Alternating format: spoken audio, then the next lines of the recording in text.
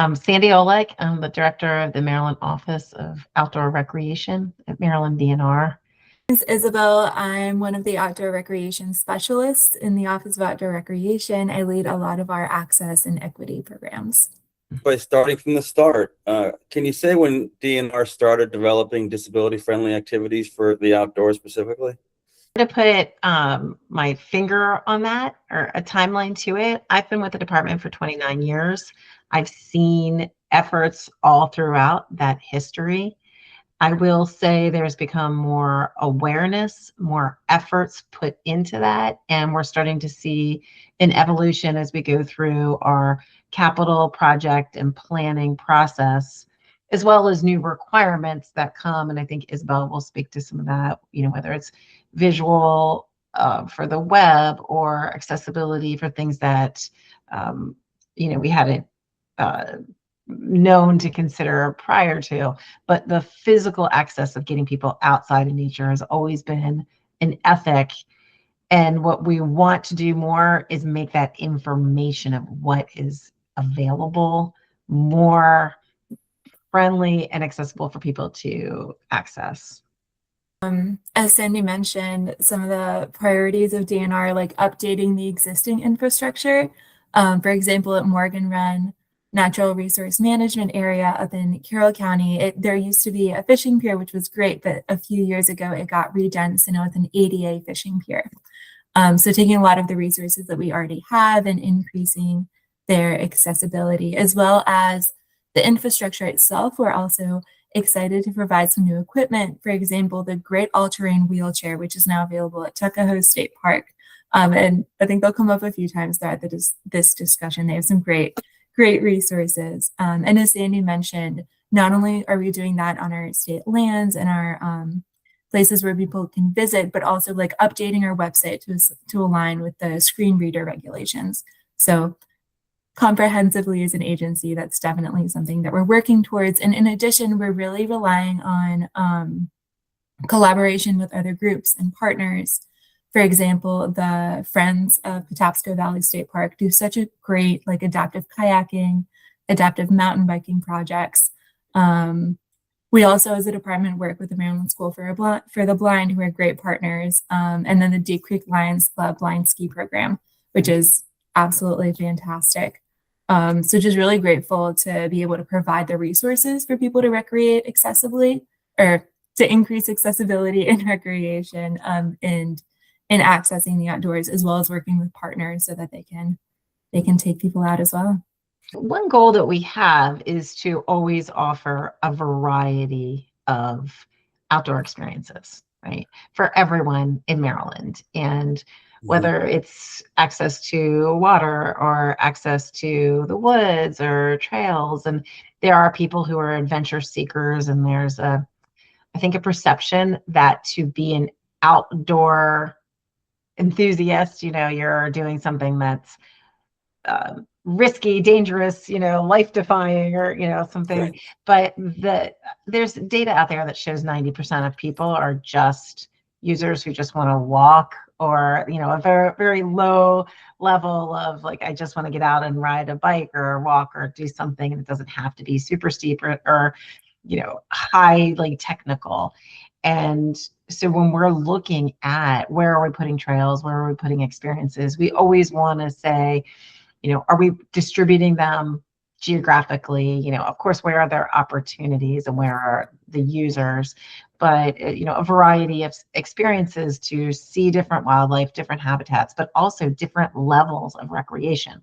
So when we talk about things like accessible trails, as we have been installing a lot of our mountain biking trails, let's just take that, which our trails are shared use trails. They are for hikers, bikers, equestrians.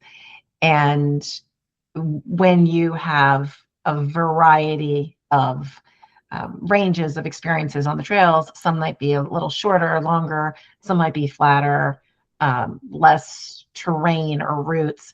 So what we are calling our adaptive trails can also be they're not just for the accessible community, they're for everyone, because it's also a great experience for people who are new to hiking or maybe new to mountain biking or something like that. So there's so much benefit from putting out infrastructure that is accessible to everyone. And Great. I would even say that some accessibility needs are somewhat hidden. I have a girlfriend who has a lot of balance issues. And so she's always asking me, where are there paved trails? Where are there trails that I'm not going to trip on? And having that level of comfort of being able to go out and feel safe, as well as we are looking at, an adaptive mountain bike is often maybe like a tricycle, and it's going to have a wider base than a regular single track trail. So we're, I think the mindset is changing. We're learning how to incorporate it into our infrastructure planning. And I know we're probably going to move on to other things, but want to give a great shout out to the Great Maryland Outdoors Act that helped to fund a lot of our capital improvement backlog that we had been having over the years. So not only allowing us to make our parks safer, but as we are improving and putting in new infrastructure or just getting through that backlog, we can improve access for everyone. So when you're thinking about new projects or even maintaining existing ones, what are some of the barriers in addressing those things? A lot of projects have a shelf life. Some are well loved. I mean, we have changing requirements also, or changing understanding of what's accessible and not. We've had accessible fishing piers that have gone in that are no longer considered ADA, or no longer, the standard. So having to continue to update that, whether it's storm damage coming down on a trail and needing to get back and clear a trail, or changing needs for bathrooms at campgrounds or things such as that. And I was just at a national meeting and talked with some adaptive recreation experts who were, quickly approached me and said, we love what you're doing. We want to talk to you. There's some simple things you can do. If you have an adaptive parking area, maybe that may not be enough, a simple pad or something next to the parking area to make it easier to transfer out, or, get bikes or wheelchairs out. And there's things, we want to make sure you can have an adaptive cabin, but if you don't have a trail or a ramp to get in, or you can have trails, but you may not have the parking or the bathroom facilities there. So we manage over 500,000 acres in the state and 1,100 miles of trails. So it's a lot to get to, but we're coming up with a strategy and prioritization to try and get to the land managers and the access managers to try and meet some of these goals and increase access. Cool. The Adaptive Facilities Transition Plan can now be found on our website. It's hot off the press. It was released earlier this month, so highly encourage anyone to go on there, read it, and that'll have a more comprehensive guide to our prioritization. I think that something else that we're working on as an agency is how can we share information about the great accessible resources that we have with the public. What does that look like? Like, we have the Grit wheelchair. How do we let people know where they can find it? Is it best as a list? Is it best on that state land website? Is it best as a map? So that's something that we're kind of continuing to work on. Very often people need a hand reached out to them, an invitation. Come, this is for you to be a part of it. So, whether it's Friends of Patapsco Valley who are doing adaptive kayaking or biking, or as Isabel mentioned, some of our other friends in Western Maryland. We also, as we're putting out policies, where we just put out our e-bike policy, which also we think one of the main benefits is going to increase accessibility for people also on the trails. As we just approved and drafted regulations to put out class 1 e-bikes. So that has a pedal assist motor that kicks in up to 20 miles an hour. And you have to be pedaling, but it allows those to maybe kind of, let's say, evens the playing field a little bit, or someone who's new to it, or maybe had been really active in cycling and is having physical mobility challenges, or just wants to be able to get out there, and it's a little less intimidating knowing if I get to something that's really steep or I'm struggling a little bit, I can turn on my motor. And if I'm pedaling, so most often it's going to be uphill, that it's going to help you.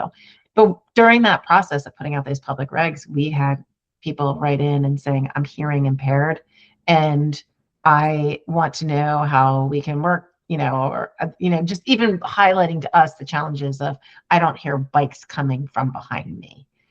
And so we also really try and tell people, who has right away on the trail to help things like that. Make sure you look out for hikers. Don't wear headphones or music when you're riding a bike, so that you can see and hear others coming. And it's a safety thing just to make sure everyone on the trail is safe. So, the Tuckahoe State Park is a fantastic Lore of the Land sensory trail, it's a very short trail, it's family friendly. And one of the great things about the resources that we have is that, for example, when we have a paved trail like the Gristmill Trail at Patapsco Valley State Park, Avalon area, yes, it's wheelchair friendly, but it's also opens up that space to parents with strollers. Even people like learning to rollerblade, people who want to go on a run but don't want to be on a natural surface. So just really being aware that when we put these resources forward, they really are for the whole community, and that can be such a great gathering space. So it's fantastic, because I think that sometimes when we look at a project, we're like, well, we want it to reach this community, which it's great to see how many other communities it reaches. So the Lore of the Land sensory trail, it has some sensory deprivation spaces for people who become overwhelmed. It has a lot of things that you can touch and hear. So you're not only relying on your visual senses, which is great with people with disabilities. We've also gone and seen toddlers who really enjoy it. And just everybody can get something out of these resources, which is really great. Huge fan of the Lore of the Land sensory trail at Tuckahoe State Park, and that was developed by a ranger whose mother, I think, has a physical disability, and she was able to go and really consult with her mother and some other community members about what do you want to see in your natural spaces, and then have that come to light and come to fruition in that trail, which was absolutely fantastic. I'm a new mountain biker, or I'm learning, and we have 3 new trails that we have done ribbon cuttings on in the past year that are considered adapted trail. The Tall Pines Trail and the McKeldin area of Patapsco. There were a lot of partners. They are from the community. It's not just DNR doing this alone, right? And who came in and took some trails and redesigned them, making them wider, making them the surface a little more predictable. Doesn't mean it's without physical challenge. I mean, they roll, it's a hilly area of Patapsco. So it's a great place to hike. It's a great place to go out and be with nature. But 2 other trails that I'm really excited about is the Margroff Plantation mountain biking trails in Accident, Maryland, and Garrett County. It's in the state forest lands. And we have a trail system there where we have adaptive mountain biking alongside of single track. But when I take people on the adaptive ones, they're just so much fun.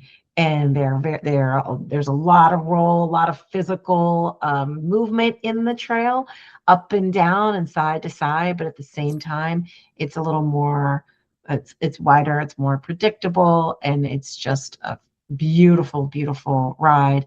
And then we just did another ribbon cutting within the last 6 months at Rocky Gap State Park, which is one of our more popular parks, and people know that they can go there and they can swim in the lake and be on the beaches. But we also have mountain biking trails, and we just added a few miles in the Bear Ridge area of adaptive trails there also. And Isabel and I just got a chance to go. Of course, we have to try them out and go and ride. And so there's a lot of fun to be had there too. Those are my favorite projects right now. So when you're talking about new projects and new trails and that sort of thing, what are the factors you consider, and how do you engage with the disability community or other relevant communities when you're thinking about that? Yeah, so a lot of times we're getting requests or, public input that we would like to see more recreation here. We would like to see a trail here. We would like to have adaptive trails or access to adaptive hunting or things like that. So sometimes it comes to us. We also have many employees at the department who are associated with disability community, whether it's themselves, family members, friends. We also work with the Governor's Office of Disabilities. We have our ADA transition plan, and we traditionally had a disability advisory committee for DNR that we're actually going to be reforming and reconstituting so that we can have specific people who are there who are familiar with DNR projects and can provide feedback. But there's a lot of groups also that we're constantly meeting with and talking to. You mentioned the friends of groups, but there's the Catalyst recreation group who does a lot of the adaptive biking. And I will say, well, Isabel, I'll let you talk about how they helped with our regulations too. Yeah, we had some really great feedback on the regulations. I think that we received a lot of great public comments. We also worked with MORE, which is a mountain biking group in Maryland, and they were able to help us create a Mid-Atlantic off-road enthusiast. Yeah, they're great partners. So we were able to engage with them on the regulation, and they helped us build the part of the regulation that specifies that adaptive bikes are permitted on state lands, even if they don't meet that class 1 requirement. And they were able to walk us through the physics of like, why does that happen? At one point, they let us get on the adaptive bikes and try and just do it in a way that would meet just the class 1 requirements. And I was like, this is not, we definitely need to build this into the regulation. And then we were able to do that. So continuing to engage them throughout both drafts of the regulation and the public comment to ensure that we're, including everyone in being able to get outdoors. What should folks be on the lookout for? What's coming up that people need to know about? I'll start on that. I mean, one thing that we're hoping to put out in the next week or two is even our water access mapper, where you could look to where you can access, boat ramps or soft kayak launches and things in Maryland in our waterways, and just even looking at the tool and saying, okay, maybe we should be able to sort by turning on a filter. Where are there ADA boat launches? Where are there ADA kayak launches? So we're taking a look at our existing tools and seeing how we can improve them, as well as I said, we have a lot of resources, whether it's hunting sites or fishing access and things. And we are trying to update our own internal data so that we can serve it up in a easier way for the public to access. Isabel? Yeah, I think continuing to update our facilities and work on ways to communicate that, be that on our website or through the individual land managers and stuff like that. So something else that last thing that I wanted to mention is that one thing that DNR is working on doing is continuing to strengthen those connections with like the Maryland Department of Disabilities, the Friends Group, the Deep Creek Lions Club, so that we can continue to learn and educate ourselves on the different disability communities, what needs they have when it comes to our public spaces, so that we can update our infrastructure and equipment accordingly. And even internally, we're doing some education on like, what does adaptive mean for our state lands. We had a whole workshop with Moore where they walked us through what is an adaptive trail, what's an accessible trail like for a mountain bike. And that's one way in which we're helping like educate a lot of our land managers, because they may, when people call them and ask, do you have an adaptive mountain biking trail? They answer maybe no, and that's because they're not, they need to learn a little bit more about what counts as an adaptive mountain biking trail.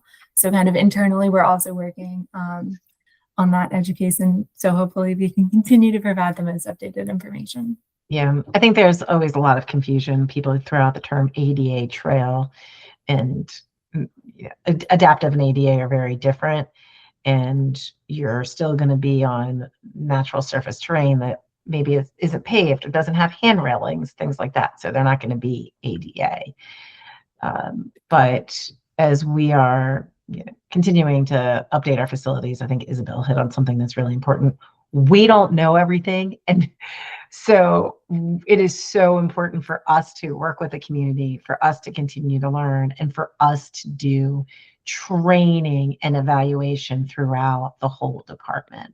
And so that's why I said it's really great that the Office of Outdoor Recreation works across the whole department and works with our boating and fishing, and works with specific user groups, whether it's equestrians or mountain biking, hiking clubs, camping. And there's a lot of people who are just new to getting outside, but there's a place for everyone on our public lands, as there should be.